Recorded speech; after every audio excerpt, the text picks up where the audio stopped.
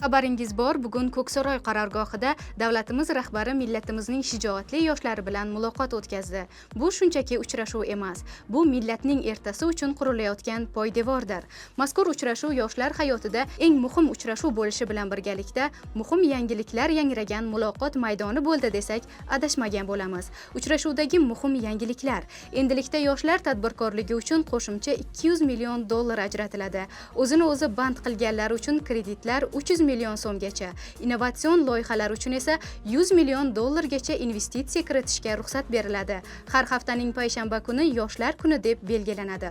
Vazirlar va hokimlar endi kabinetda emas, balki mahalla, maktab va texnikumlarda aynan yoshlar bilan uchrashadi. Muammolaringizni joyida hal qilish va startap loyihalaringizni qo'llab-quvvatlash asosiy vazifa etib belgilandi. Shuningdek, bu yil Toshkent shahrida Jahon yoshlarining tinchlik sari harakati bosh qarorgohi tashkil etilishi, Samarqand shahri yoshlar parlamenti a'zolarining 12 global konferensiyasi, Take Off xalqaro startup sammiti va 46 Butunjahon shaxmat olimpiadasiga mezbonlik qilishi e'lon qilindi. Eng so'nggi yangiliklarni rasmiy sahifalarimiz orqali kuzatib boring.